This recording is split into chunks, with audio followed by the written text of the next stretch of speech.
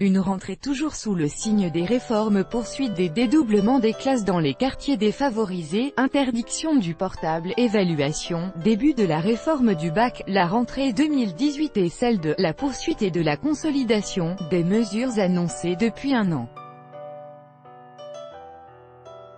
Le ministre de l'Éducation Jean-Michel Blanquer a détaillé mercredi les grandes lignes de sa politique éducative, à quelques jours de la rentrée des 12,4 millions d'élèves et 881 000 enseignants, lors de sa rituelle conférence de presse.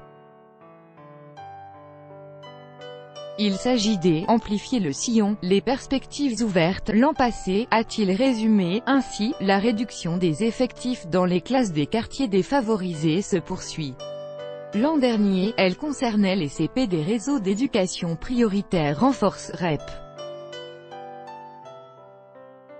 Elle va cette année s'étendre à tous les CP des quartiers défavorisés REP, soit 3200 classes, et à 75% des CE1 en REP, 1500 classes. Au total, 190 000 élèves sont concernés par la mesure. Cette réduction d'effectifs, qui permet de consacrer plus de temps aux enfants en difficulté, est plébiscitée par les enseignants.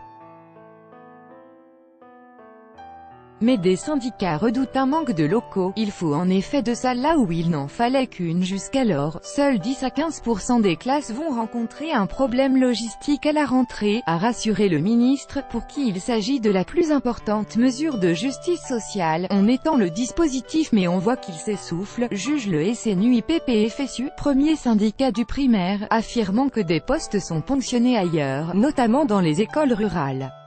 Le SEUNSA, autre syndicat d'enseignants, se demande lui si l'avantage tiré de ces petits effectifs survivra au passage dans des classes très chargées. À partir du CE2, comme annoncé, les tests d'évaluation seront renforcés, les élèves de CP en passeront de septembre et février, les CE1 en septembre.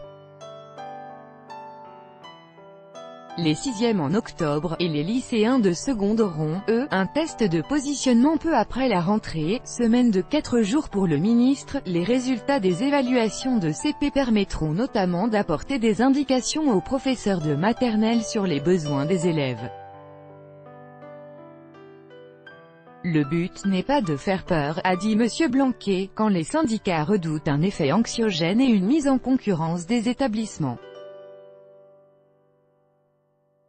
Cette année verra aussi la plupart des écoles revenir à la semaine de 4 jours, 85% des communes, représentant un peu plus de 80% des élèves, selon les chiffres du ministre.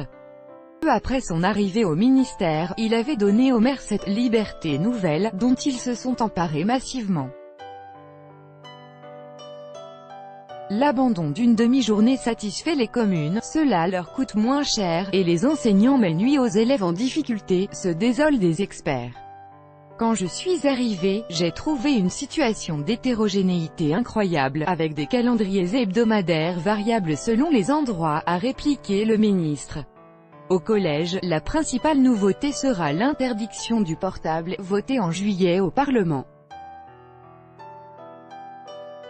Les téléphones ne pourront plus être utilisés qu'à des fins pédagogiques avec les professeurs et leur confiscation par le corps enseignant sera autorisée.